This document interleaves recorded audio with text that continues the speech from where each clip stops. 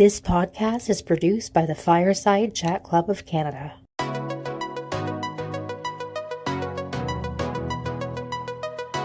Hello, and welcome to Canada as I See It.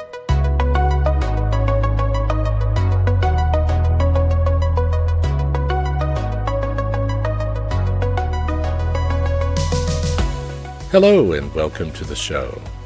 Thank you very much, Coralie, for introducing the show. If you would like to introduce Canada as I See It, please send me an audio recording of you saying, "This podcast is produced by the Fireside Chat Club of Canada." Well, I say audio. You could send me a video if you'd like. I can't really show it on here, but I'll take the sound and put it to good use.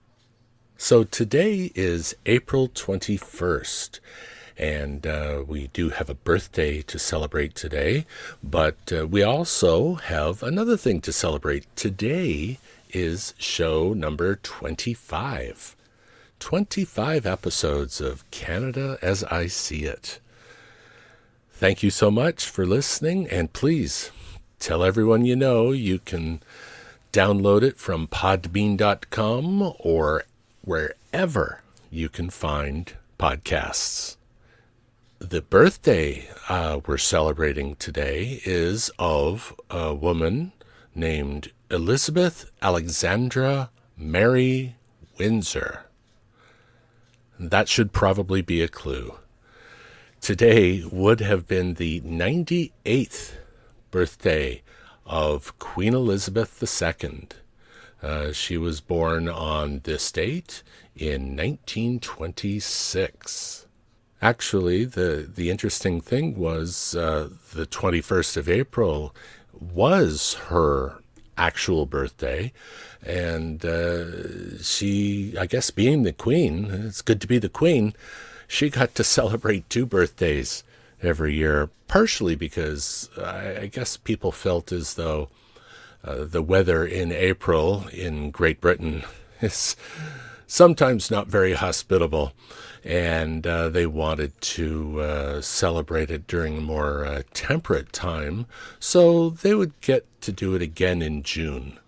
So that was the one thing, but officially her birthday was April 21st. The other event that happened around this time, actually last Friday, was 120 years ago, and that was the Great Fire of Toronto.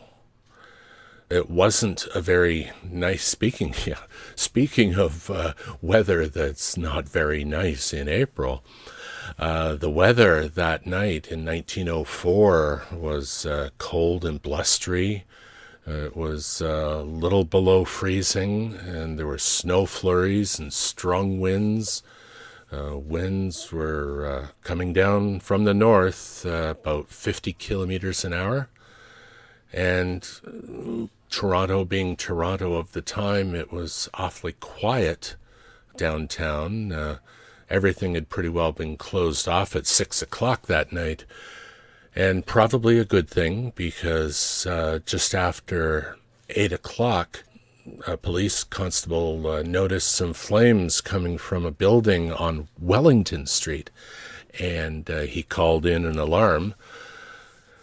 And unfortunately, though, with, I guess, the way that buildings were manufactured at that time, things spread very quickly. Of course, the wind probably didn't help either. And by the time the fire was extinguished, it had destroyed over 100 buildings at a total loss at that time of $10,350,000. There were firefighters from all over southern Ontario and New York, Hamilton, Buffalo, Niagara Falls, Brantford, Peterborough.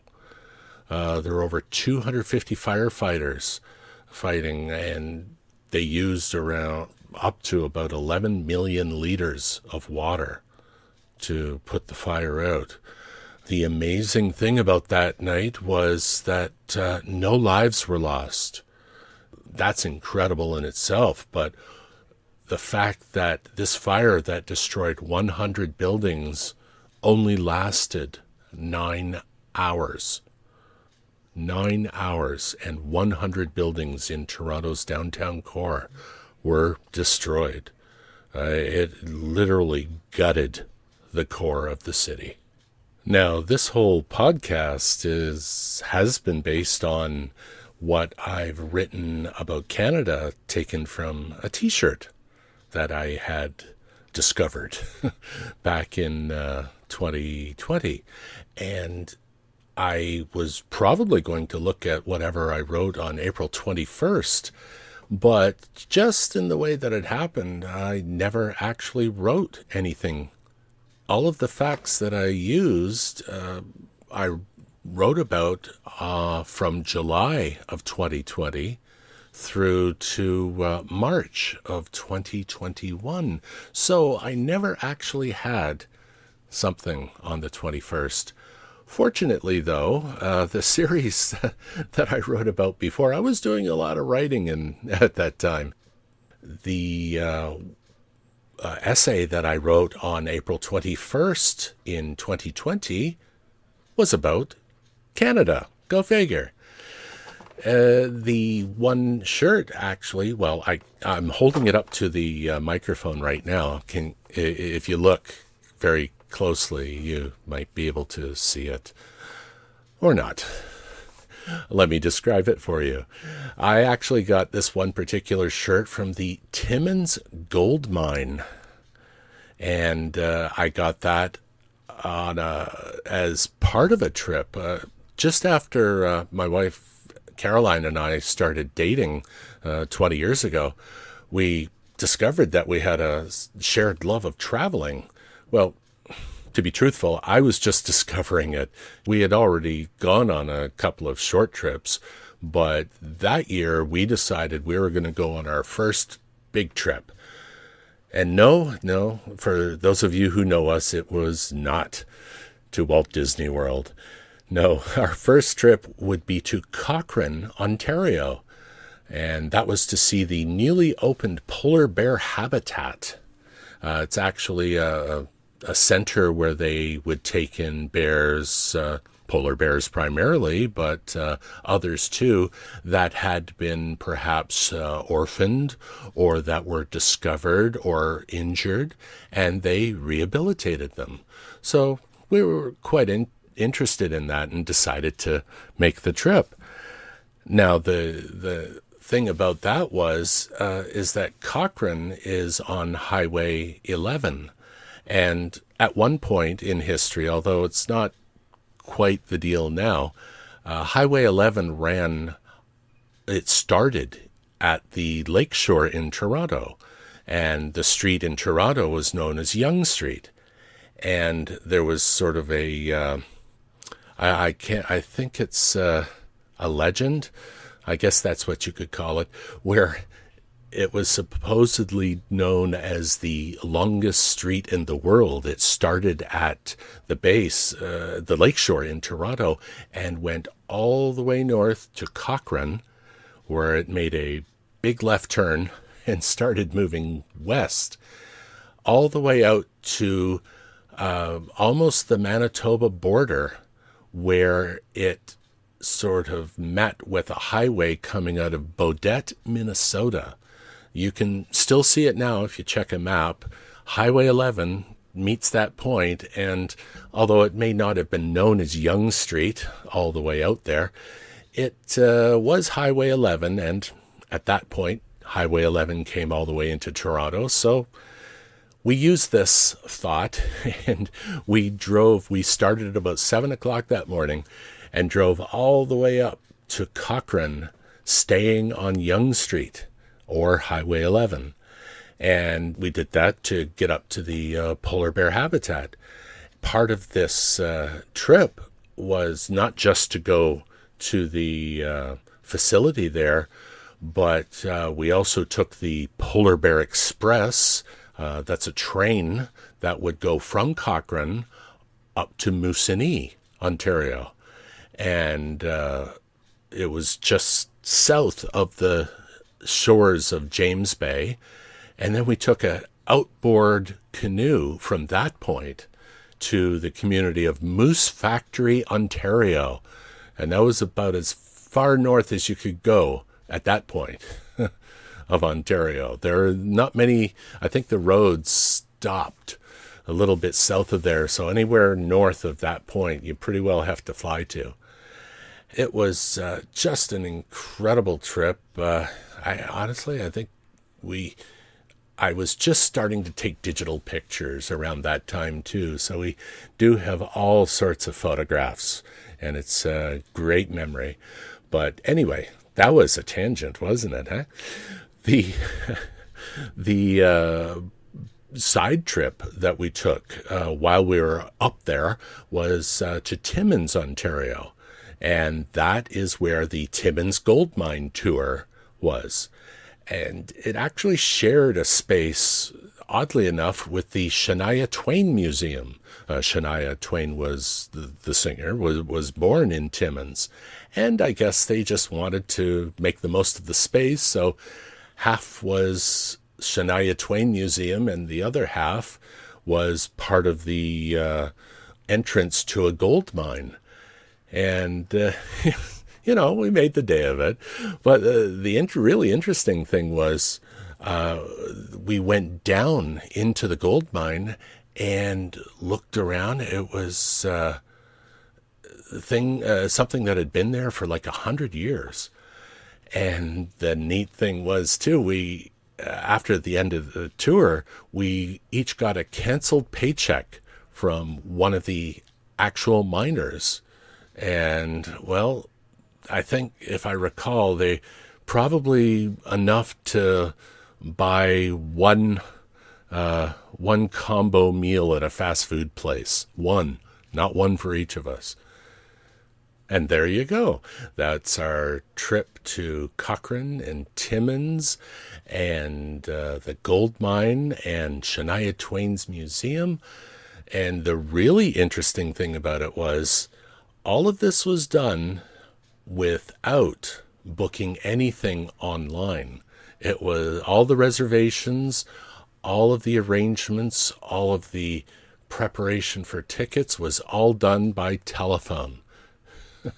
And our maps to get up there were printed out on MapQuest. It was supposed to be the wave of the future at that time. But now everyone just punches the address into a GPS. But yeah, we made that trip, and we've thought about going back up that way. The polar bear habitat is still there. The address, if you're looking for it, is polarbearhabitat.ca. And if you go to the site, you'll notice that they're celebrating their 20th anniversary this year. So yeah, there you go. We were there just as it opened. While we were there, they were actually just finishing it. It is quite the facility. I'm going off on tangents now, and after I've finished everything. But there was one really touching thing, and that was while we were there, and it was a little bit cooler in the season, we were able to, and get ready for this, we were able to go swimming with the polar bears. Now, we didn't actually go swimming in the same area. They were on one side of a really thick piece of plexiglass, and we were on the other in a shared pool. And the really interesting thing about this was two of the polar bears that we saw up there were twin sisters, Aurora and Nikita. And for some reason, those names just stuck, and we heard several years later, that they had been moved down to the Toronto Zoo.